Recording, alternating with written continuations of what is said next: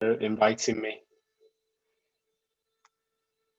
Yeah, thank you for inviting me to take part in this. So we're going to talk about culture of innovation, and I know Abhishek introduced me a little bit, but I thought I'd give you guys a better idea of me. So you may or may not be able to tell that my accent is not from the US, which is where I'm based right now. So I'm based in New York, but I actually was born and grew up in the UK, and and when I started work in my early 20s, then I worked in several companies across Europe, or at least worked with offices across Europe. I then moved to Australia, and I lived there for 7 years and worked there. And then I moved to New York about 3.5 years ago. So I spent the kind of best part of the last 20 years of my working life in either creative marketing, advertising, or technology roles, or kind of all of the above. And I've had the opportunity to work with a lot of big global brands like Nestle, BMW, Nissan, Lego, Amazon, and there's a lot more. And I've worked with a lot of local brands as well. And in my role at Kinesso, I'm responsible for R&D, math, product design, custom solutions, and developer community. And I also sit on a transformative leadership advisory board at Pace University. So I thought I again would give you a bit of background on Kinesso. I know that I think I met Professor Brown about a year ago now, probably. And we have been kind of working with your group for a while, but maybe a lot of you don't know very much about Kinesso and what it does. So Kinesso is a global advertising technology and data company, but it's part of a big holding group called the Interpublic Group. IPG, it has over 52,000 employees globally and 105 different companies or agencies, all in the advertising and creative space around the world. And again, we work with brands like Spotify, Coca-Cola, Lego, Amazon, Amex, J&J, Nike. There are a few, but I mean, most major brands probably touch part of our network somewhere around the world. And IPG is one of the 5 big holding companies in the advertising world.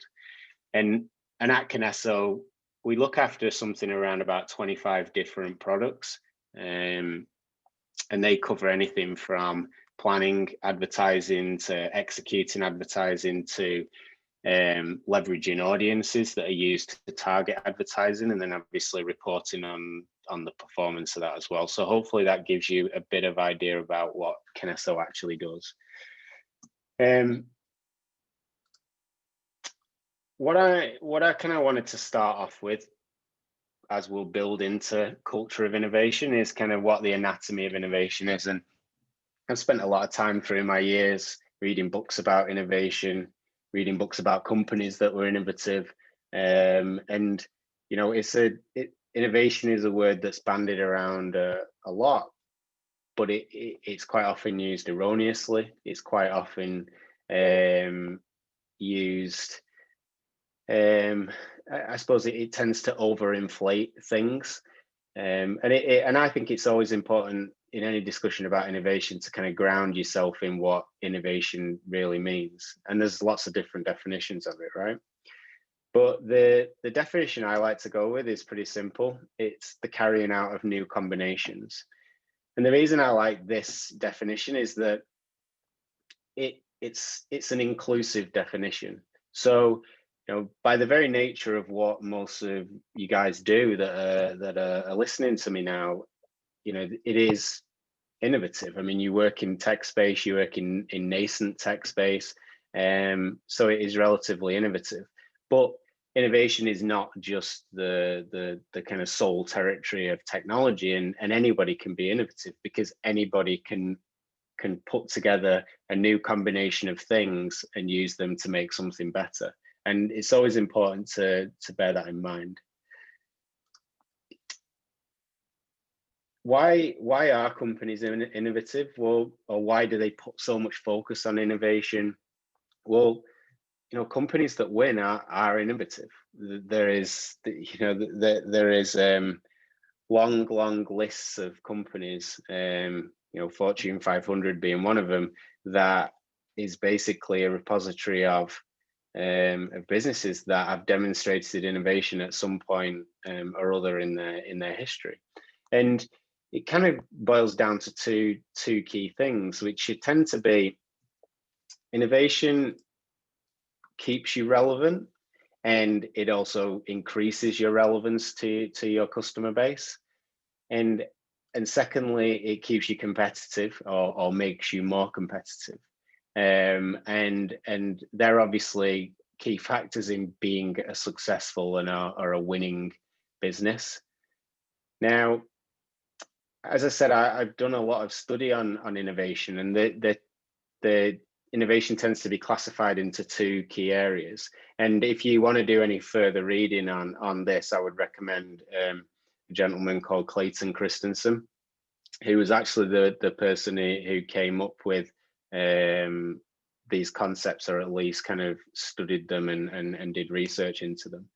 The first one is what's referred to as sustaining innovation. So this is effectively making modifications and improvements to your existing services. And this is very important, it's a focus on existing customers and profit margins. So a good example of sustaining innovation is the smartphone market. So every year, Apple release a new iPhone. Maybe it has an additional lens, camera lens. Maybe it has a couple of additional camera lenses. Maybe there's more pixels in there. Maybe there's a different USB. But essentially, it's innovation that sustains its position in market. What could help you, Delta? Use all of VPN. Like use a. And it continues to focus on their existing customers and getting more profit out of those people, and maybe targeting customers that look like their existing customers. So it's quite a narrow view of the world, but it is really how big corporations function. The second one is what's referred to as disruptive innovation, and it's quite often incorrectly there are quite often examples that are referenced as disruptive innovation that are incorrect. But disruptive innovation almost always emerges out of new or low-end markets. So what I mean by low-end, it means that if you're Apple and you sell a premium product, there is a low end of the smartphone market which is cheaper, maybe lower quality, maybe the battery life is lower. And that would be classed as a low-end market, or it could be a completely new market that fulfills a need that maybe nobody knew existed before. Now, disruptive innovation is often simpler, and it's often a lower quality solution, and it's often a lower quality solution until the quality of the technology catches up with the standard. And at the point at which it catches up with the market is the point at which it tends to disrupt. Now, an example I really like of disruptive innovation is the mechanical excavation market. So in the 1950s, the excavation, the movement of dirt, the digging and movement of dirt was pretty much exclusively owned by technology that relied upon cables and I suppose more traditional methods of mechanics to move that dirt. Along came hydraulics, and hydraulics offered a more reliable way of moving dirt. The machines didn't used to break down as often, but the technology wasn't capable of moving as much dirt, or by the way the industry measured standards was the size of the digger head on a hydraulic excavator was not as big and couldn't be as big as the people who kind of dominated the market. So what happened was they ended up kind of being pushed into a niche, the hydraulic excavators, and they found this niche in digging trenches at the sides of roads because the trenches were narrow and they didn't need to move as much dirt. Now, all that happened was that the kind of more traditional excavators, they continued to grow the way that they were doing. They focused on moving more dirt, putting bigger heads on their excavators. But actually, eventually, the technology of hydraulics caught up and then surpassed. And what happened was all the businesses that were focused and committed to this old way of producing excavators actually then kind of were usurped by the hydraulics. And I really like that example because it's a very practical example, and it doesn't necessarily involve electronics and technology of that form. So these are the two types of kind of innovation when you're thinking about it. So we're talking, the topic of the presentation is obviously about a culture of innovation. And for me, it's about how do you drive a culture of innovation. So obviously we explored the anatomy of innovation. Now we kind of want to look at what are the components of culture. So when it comes to culture, I suppose you have to ask the question, what is culture? And the answer is, it's the things that influence and dictate the way that a human society behaves and interacts. And in this diagram here, you can see kind of 9 facets that surround culture, and that's behaviors, interactions, knowledge, beliefs, arts, laws, customs, capabilities, and habits. And when I was looking to really kind of drive a culture of innovation in Kinesso, I started really by exploring what these facets of culture meant, and then trying to ground them in what it would mean in the context of innovation. So what I'm going to take you through is really each one of these elements of culture and how they apply to innovation. So if we start with behaviors, well, I mean, as it says here, failure and innovation go hand in hand. Now, the key to behaviors within an organization is obviously recognizing those behaviors and acting accordingly. And behaviors can be good and they can be bad. But 2 key drivers of behavior in the context of innovation are actually fear and uncertainty. And it's likely that if you're not failing, then you're probably not innovating. And equally, if you're not venturing into the unknown, you're also likely not innovating much. And they're kind of impossible to avoid. So really, you have to figure out ways to be comfortable with both of these things, this idea of failure and uncertainty. And it can be particularly challenging with people in the technology space, right? Certainly engineers, because engineers are inherently taught that these structures and the logic that exists around everything that they do can lead you to solve any problem. But sometimes in the context of innovation, the logic and the structure doesn't exist. And so it can fear or uncertainty in that respect can be this thing, this barrier, this immovable barrier that stops you from going any further. And sometimes you just got to kind of accept that some structures need to be broken, and maybe the logic doesn't exist yet. And so getting comfortable with both those concepts is what is really going to result in positive outcomes. And so, this idea of accept and embrace uncertainty and failure really is key to the idea of behavior within the context of culture of innovation. Next, we've got interactions. So quite often teams in a business sense, they're built around tasks, services, and products, because that's how businesses function, right? And it makes them excellent at developing in an iterative way, but it also makes them prone to operating within a bubble. And so what's key is giving teams within businesses the ability to cross-pollinate their work and skill sets. Because what happens then is you get diversity of thought, and you get this hunger for feedback. And a really good example of why kind of diversity of thought and feedback are so important is the way that the startup world works, right? I mean, by its very nature, startups are very, very close to their customers. They're close to their market, they're close to their customers, because it tends to be quite niche and small, the market that those startups are in. And so because they're so close to both of those things, they tend to get real-time feedback, and they tend to listen to it because their business relies upon them listening to that feedback. So on the flip side, in large organizations, it's really hard to recreate that. So what you kind of have to encourage is interactions, or I mean, not forced interactions, but really kind of encouraging people to understand more about their customers, even though they might be several layers removed from their customers.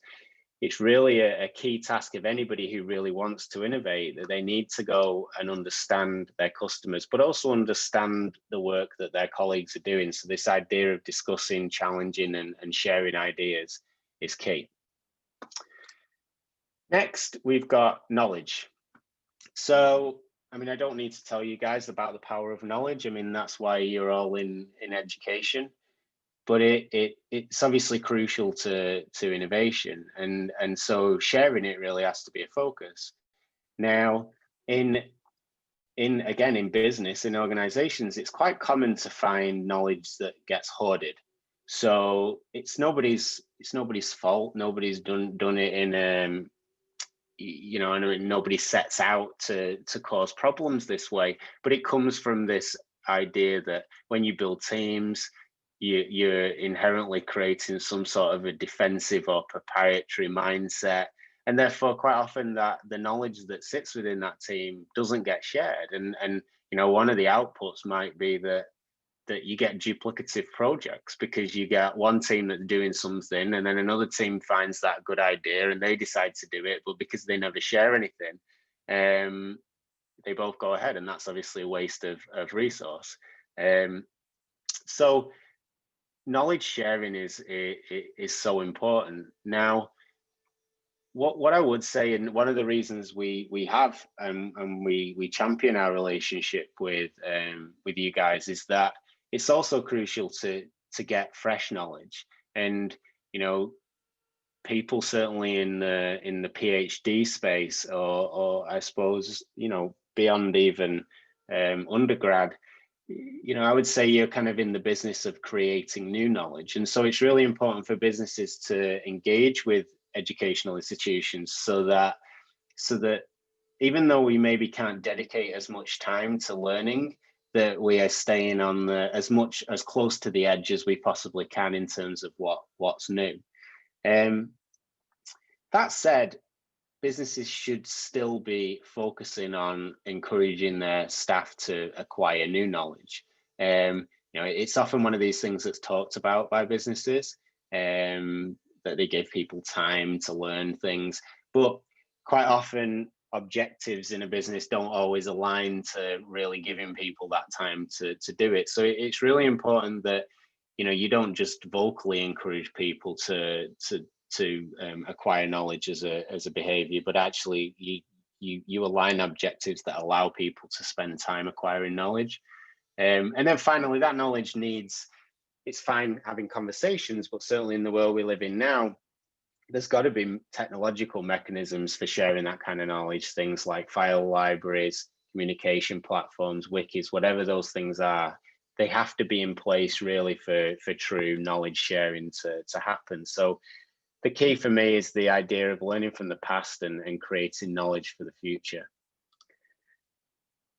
Then we talk about beliefs. So beliefs are exceptionally powerful, and they can carry us through the toughest of times, but they can also become immovable objects that make it impossible to kind of see beyond the next challenge. And as I've mentioned previously, belief that failure is inevitable can be, to some extent, it can be liberating if you embrace it, but more commonly it's crippling. And so when it comes to kind of overcoming beliefs, obviously it's a delicate balance. You don't want to obviously impose beliefs upon anybody. So I find that leveraging all the other facets of culture to shape beliefs is a better way of dealing with it. So, as an example, the idea of becoming comfortable with failure from a behavior perspective, the idea of collaborating to get past obstacles, and the idea of learning so that barriers are not insurmountable, and being creative to solve problems. All those things help to show that maybe a long-held belief, as much as it might have kept you safe for a long time, it might not be the barrier that you believe it to be. And really, the most important thing is that the one thing you should believe in is in the possibility of innovation, and not the inevitability of failure. So then we go on to arts. So arts is really common in most cultures, and it's because it plays an important part in the progression of a society, and also the harmony of that society. But the common misconception is that arts don't need you to be an artist. Creativity is most commonly associated with artistry, but it's important to remind people that it doesn't have to always be that way in reality. Creativity in this context, it refers to the ability to be imaginative or generate ideas. And we all generate ideas in one way or another in a given day throughout our lives. Now, certainly within business, it can be hard to shake this association with artistic output. Certainly in the industry that I work in, because there is literally, businesses that are built around being creative. And I suppose the hardest thing to break down in a technology company is that you're employed a lot of people that are trained on logic driven kind of skills, and so getting them to realize that they can still be creative is a difficult thing to do. But as with most things, I think showing people the way is the easiest way to do this. So there are training and frameworks that you can take people through and show them that actually creativity is within reach of most people. And then the other thing is that some people just are naturally creative, and you need to make sure you're aware of who those people are, and you keep them close to key projects. We in Kinesso, I obviously look after the product design team, but I also look after the R&D team. Now, I actually have those two teams collaborate because I value the input of my product design team when it comes of thinking about what the end user experience would be for an R&D project. So certainly when we're working in like a nascent technology space, like like an AI or blockchain or something like that, then having that perspective of how is somebody actually going to use this technology at the end really actually starts to shape the project at the start, because there's no point in us building technology that people push back on or jars so strongly with the user experience that nobody ever uses it. So there are kind of a couple of different uses for what I classify as arts in this, one of them being creativity of thought, and the other being that kind of leveraging people that are maybe looking at things from a different perspective. Next, laws. So laws are what keep a society from breaking down into chaos, and again keep it on a path to progression, hopefully, if they're implemented correctly. But innovation doesn't need to be and shouldn't be this like lawless frontier. If and it also shouldn't be thought of as laws should not become, as I say in this slide, they shouldn't become inhibitive to innovation.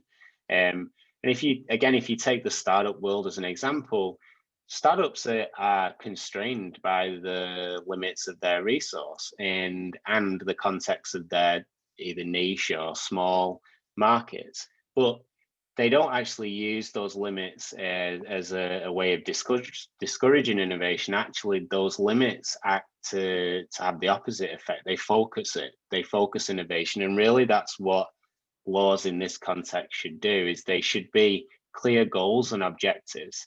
What they shouldn't be is rules and processes that restrict autonomy and maybe generate a fear of failure. So you shouldn't be giving people objectives. You shouldn't be delivering to them in the sense of, here's your objective. If you don't meet it, then we might have to have a different conversation.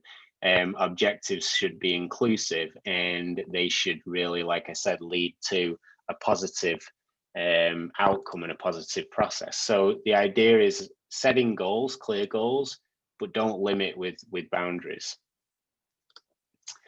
Next, customs.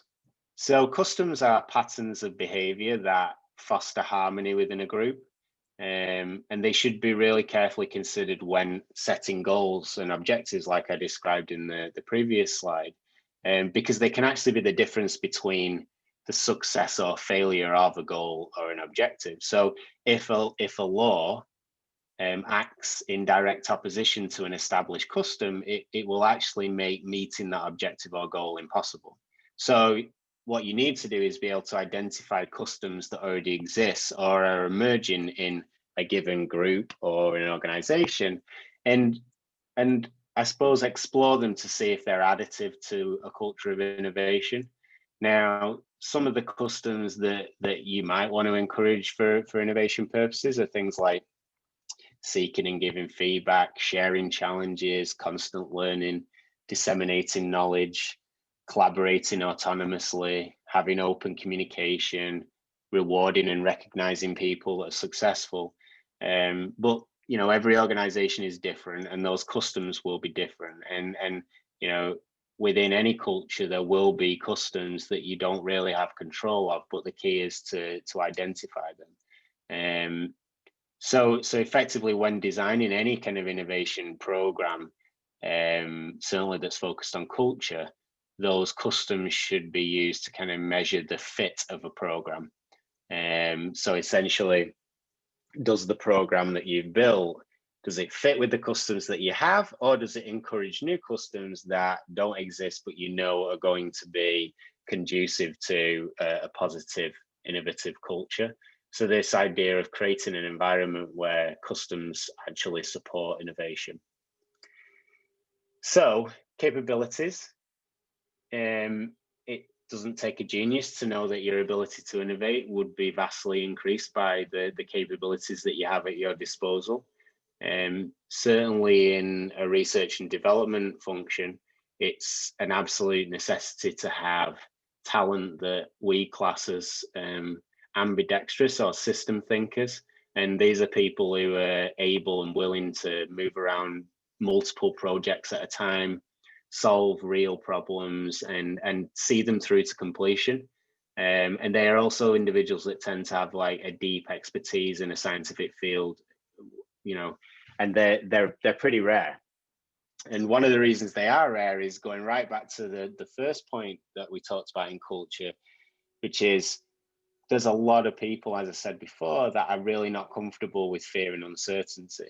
And to be a successful person in R&D, you have to be comfortable in that space, as well as having those skills that I just described.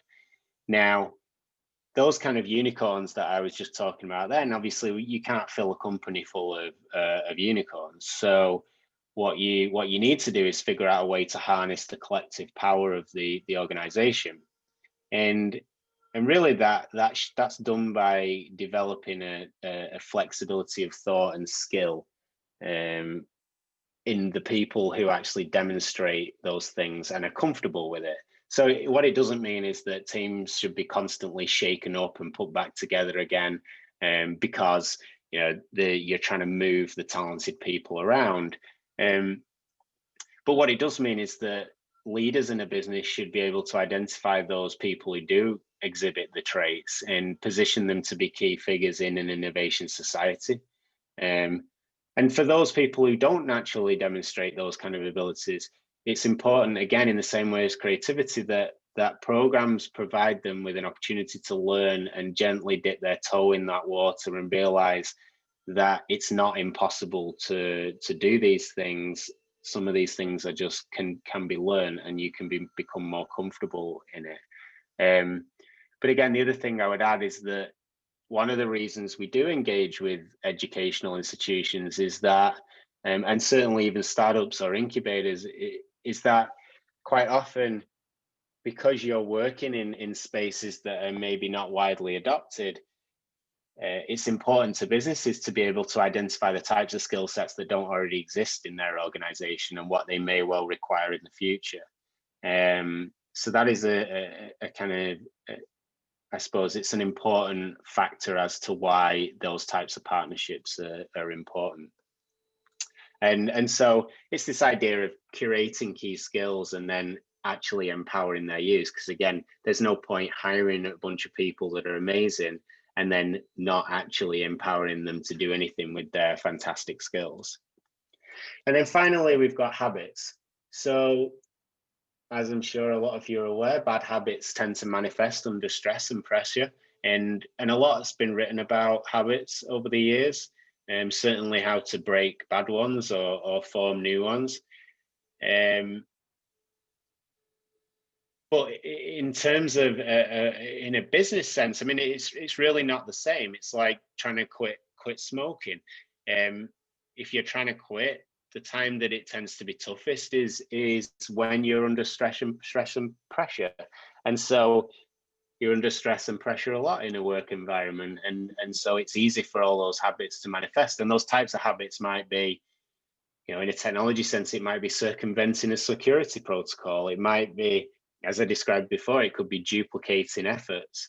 But the only way you break bad habits is really through repetition and planning. That's how you successfully break habits. And so you have to put processes, frameworks, and structures in place so that bad behavior isn't an option. And those things that you put in place have to be familiar. So you can't just say you have something. You have to train people on it. You have to familiarize them with it, and it has to be really easy for them to access, because there ultimately can't be any excuses as to why a habit was broken. You know, and so any culture should be aware of their habits and should look to break those that kind of detract, and equally celebrate those habits that really enable innovation. So this idea of reinforcing habits and aligning to your innovation vision is key. So that's how I kind of view culture and innovation coming together.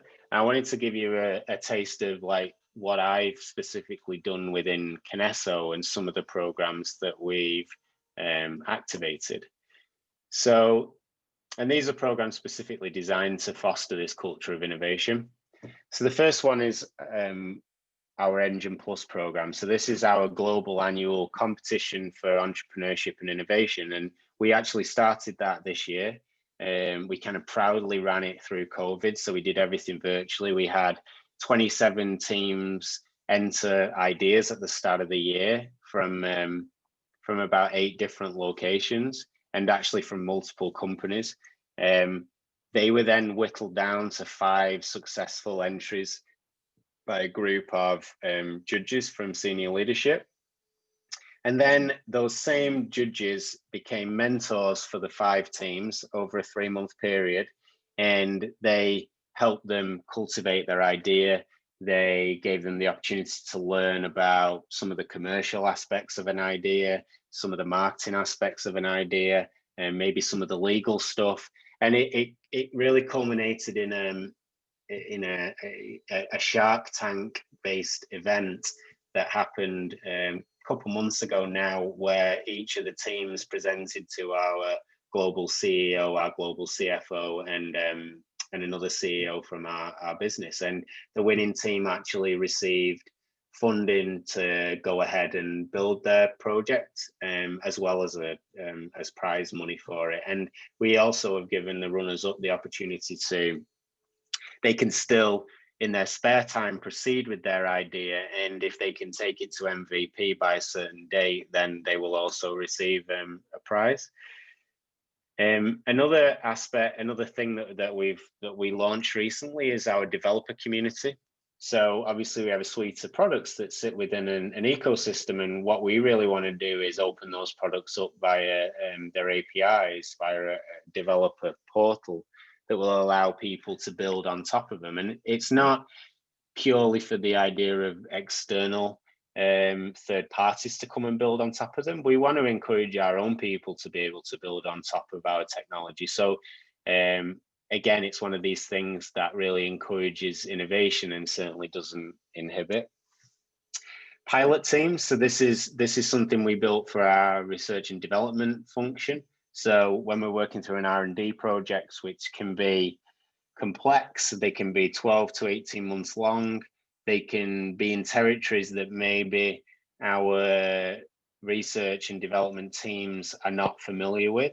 What we've done is we've developed pilot teams that sit within organizations across our network that when we need support and we need information or knowledge about any of these topics that we're working on, that those pilot teams are our go-to people, and that we're not chasing down lots and lots of people to try and find an answer to a question that may be relatively simple. What it also does, it has the added benefit of exposing pilot teams to the innovation work that we're doing, and so should in theory encourage them to equally be innovative. Fourth is partnerships. Obviously, you guys are a part of this partnership, but we also do have other partnerships. We work with UC Berkeley, and we have a partnership with Stony Brook.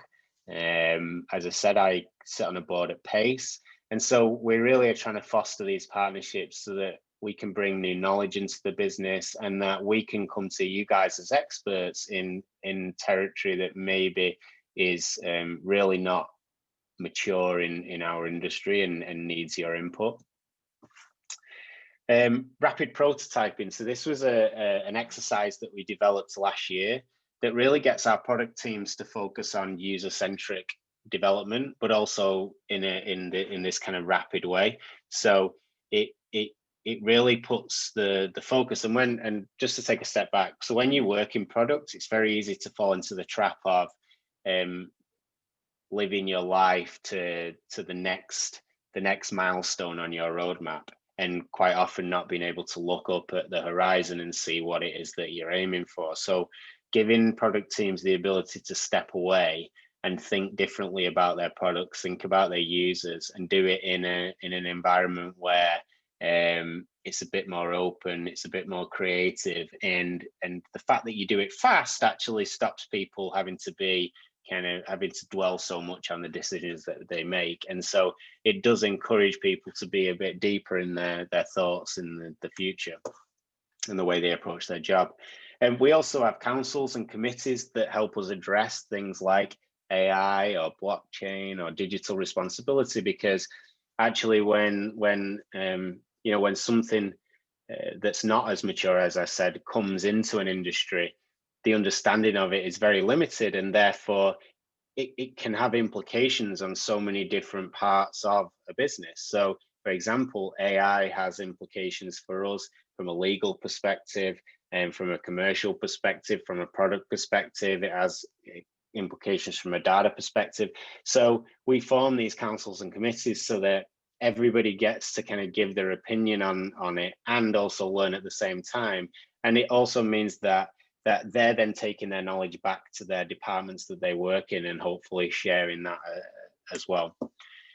And then finally, information sharing. I mean, we do make an effort that when we're doing these things, we try to document, we try to provide guidelines, we try to provide training, workshops, things like that, so that again, it's built into our culture that we are constantly giving people or making innovation accessible to people.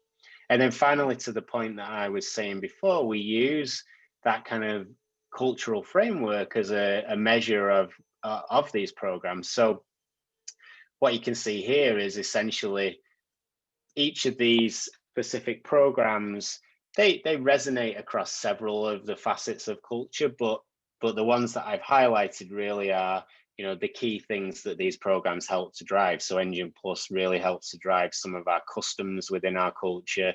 Developer community encourages capability.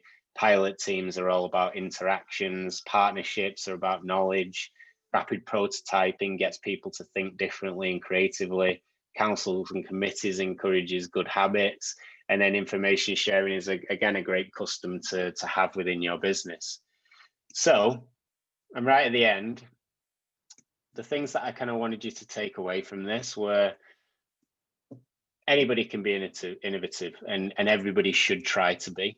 Don't let fear hold you back or uncertainty put you off. You need to break out of your bubble. So, there is an inherent problem with the way that our lives all work now, that we're almost destined to always only visit 6 different websites because the internet encourages you to do that. You're retargeted to visit places, and so that's just one example of a bubble that you live in, like your online bubble. But it's really important, if you really want to be innovative and if you want to put yourself in the shoes of customers, you've got to break out of that bubble. And then finally, innovation, it's a set of muscles, and so you have to exercise them. And that's why that point at the top of everybody should try to be is really important, because it's not the sole territory of a person to be innovative. It is the responsibility of everybody involved to drive innovation.